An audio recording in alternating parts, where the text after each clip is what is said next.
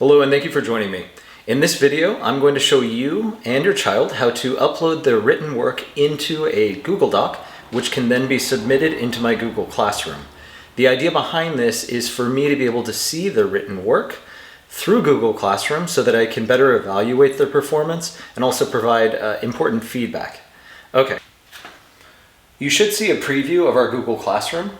In just a moment, I'm going to walk you through what the upload process will look like. And this is going to be the same anytime I ask you to upload written work. The only difference being is the documents moving forward will have a different date attached to them. Otherwise, the process is exactly the same. We're going to go ahead and take a look. Okay, so on my screen, you should see what says Mr. Mata 2020 to 2021. In the example that I'm using here, I've got August 13th as the upload document. And you'll notice it also says Classroom Upload Practice so that you're better able to identify it. Now, depending on the day of the week, you can always find the assignment by clicking Classwork and navigating along one of these topics by the day of the week. Because today is Thursday, upon filming, I'm going to go ahead and select Thursday, and I'm going to find the document there. Otherwise, if you prefer, you can always just rely on the stream, in which case all of the documents will be listed in the order that they are posted. Okay, so for simplicity's sake, I'm going to go ahead and just click on the document.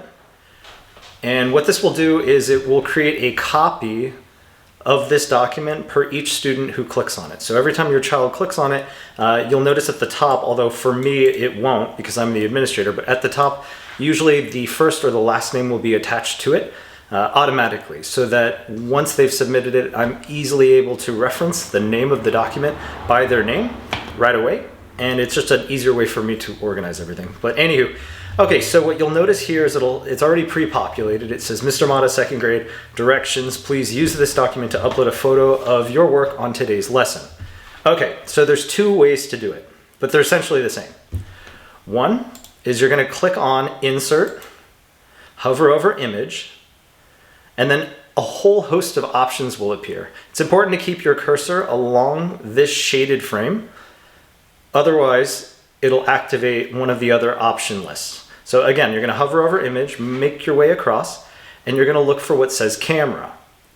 Okay, once you've selected Camera, you'll likely be met with a request for permission in order to be able to access the camera.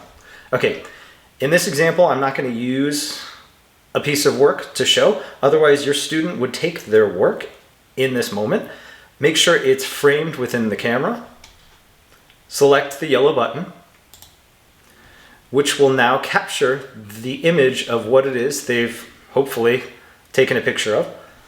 They're going to select Insert. Now I've got a working upload. I can stretch it out, which I will do on my end. You don't have to worry about this, so that, to better be able to read words on the page and so on. Now, another way you can do it is instead of going to Insert, Image, and then selecting Camera, instead you can just select this little icon, and when I hover over it, it says Insert Image. It's the same thing. When you click on it, you can just select Camera from this option, and the same thing will appear. And you would follow the same steps. Now, once you have uploaded your picture of the assignment or of your work for that day, you are then going to return to Google Classroom, in the upper right-hand corner, in your document, you will see a blue button that says Turn In. Please be sure that your child selects that button so that I am notified that their work has now been uploaded, and I will better be able to jump into the document, find their submitted work, and provide feedback.